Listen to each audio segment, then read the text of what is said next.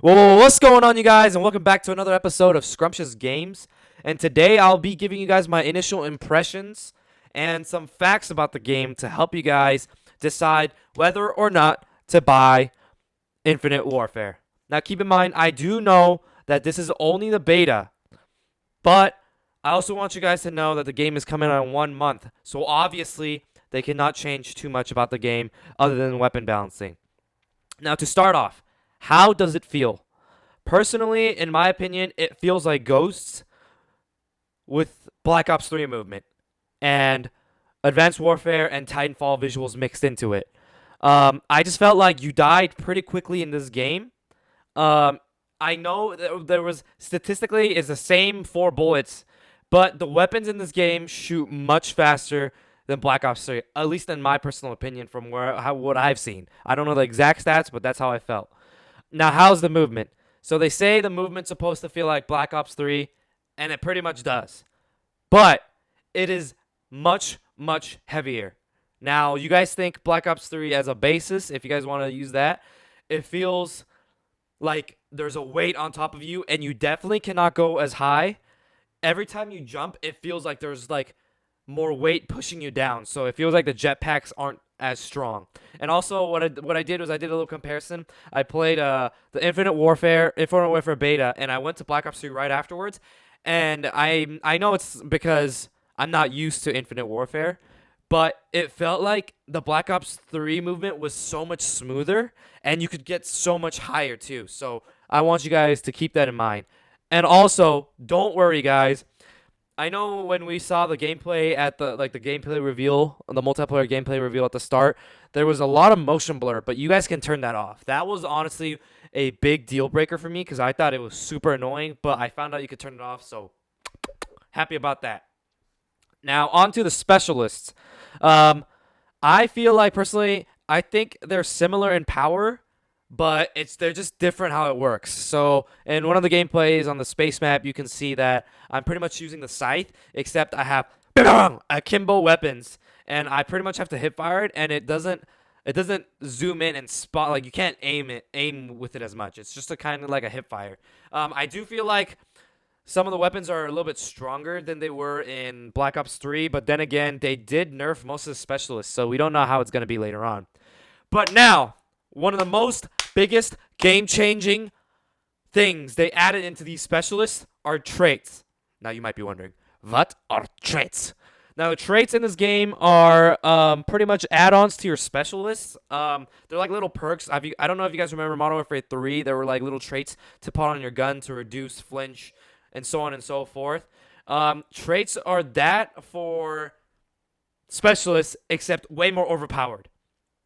Um, why is it overpowered? Because you always have it on your specialist. So now an example was I was running this this trait called ping, and what it would do is every time you killed a player on the opposing team, it would do a little radar blimp. And I know you can counter it with ghosts, but it would do a radar blimp and it would show you all the enemies around. And I just knew, okay, there's more people there.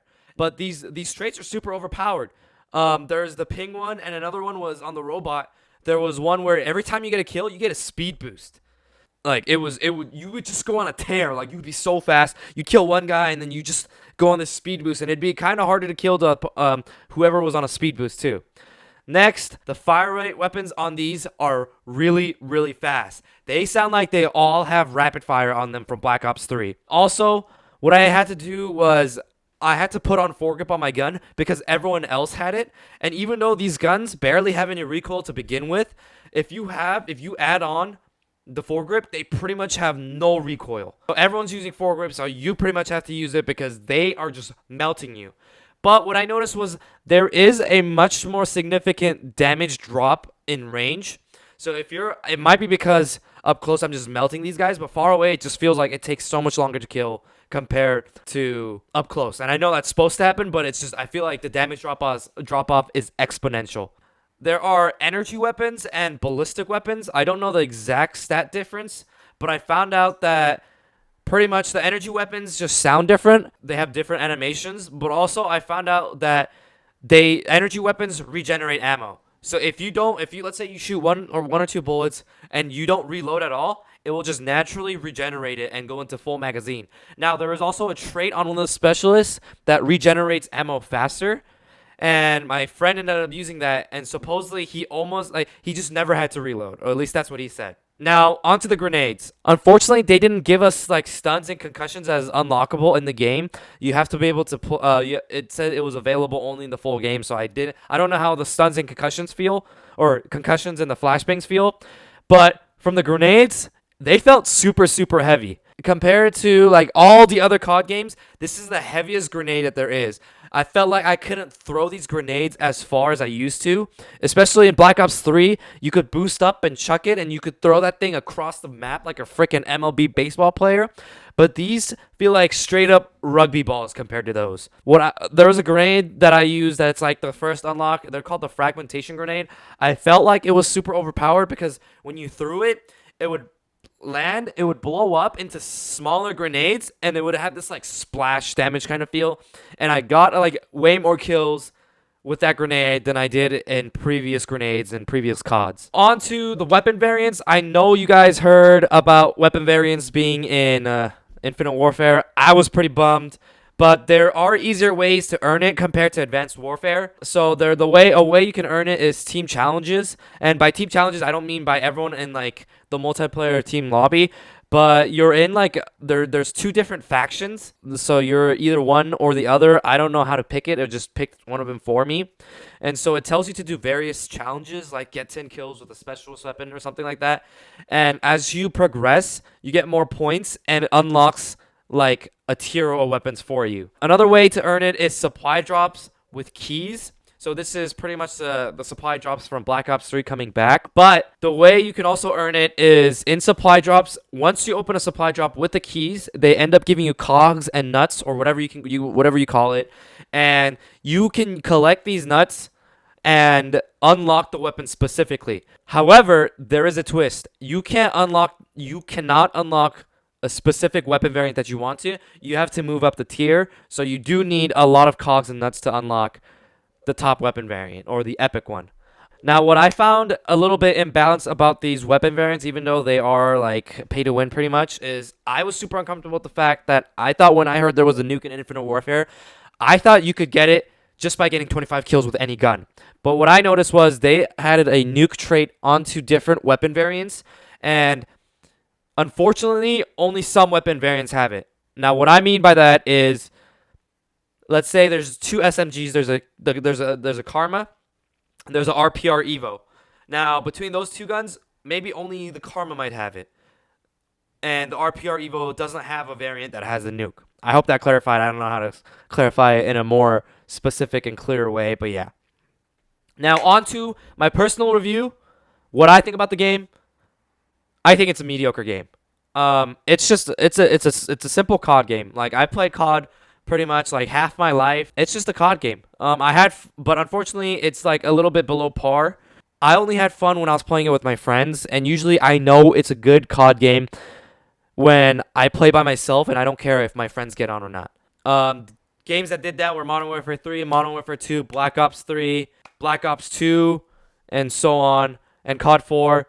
But this game, if my friends weren't online to play with me, I really didn't have the urge to play it, even though it's the beta. In Black Ops 3 beta, I played it by myself all day long, but this beta was just, I don't know, I don't know if I played too much COD on Black Ops 3, but I just didn't have the urge to get on and play it. And I felt like when I did play it, it was super, super frustrating because I felt like I was dying in some places that I shouldn't have, and I felt like I should be getting like, maybe there's like two people in front of me. I felt like I should have gotten the double kill, but they would end up killing me. I would kill one guy and the other guy would kill me, even though when the first guy didn't land a bullet on me. It might be because I'm not used to the game, but that's just how I feel. Now on to how I feel about the maps. I hate them with a passion. Except for the throwback. That one kind of plays a little bit better. But honestly, I feel like these maps just do not play very well at all. I just felt like, other than the throwback was in the open area, and there's the space station and the snow station, whatever you call it, the research center. I felt like those two were very cramped, and if you play it, it felt like, even though I memorized the map, it felt like a maze. There were so many sharp corners, there were so many objects in front of you, and there was there was more buildings and like things to cover the map than there were of open space, is what I mean to say. Also, I feel like in Domination, none of the maps played properly. Like the B flag was just usually I've always played Domination on COD, but this was the most frustrating Domination games that I've ever freaking played before in my life. Now, onto my two favorite weapons in the game.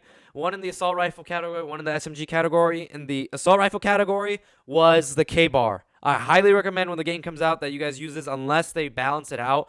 But when I was using it, it just absolutely melted people. I guess it's supposed to be like the MTAR because the name, I'm just guessing, and it looks like the MTAR. And in the SMG category was the RPR Evo. This thing is a freaking beast. Now, a cool thing about this gun is if you hold triangle, it will switch between assault rifle mode and SMG mode. In the assault rifle mode is what I noticed was just slower fire rate, less recoil, and yeah, that's how I felt. I don't know if it increases damage over range. It might, but I don't have the stats on that. And in the SMG one, it was straight melting machine. It will just destroy people. What I noticed in this game is you do not need reflex sights. Because the basic, I'm doing air quotes, the iron sights are elo sights. So if you don't put a reflex sight on, the only difference is you just don't have a tiny red dot, but you'll still have a quality floating elo sight with different shapes and sizes and all that. But yeah, anyways, I hope you guys got a lot of information out of this on this comprehensive review of the Infinite Warfare beta and how I feel about it. And I hope you guys enjoyed it, and we'll see you guys later on Scrumptious Games. Achoo!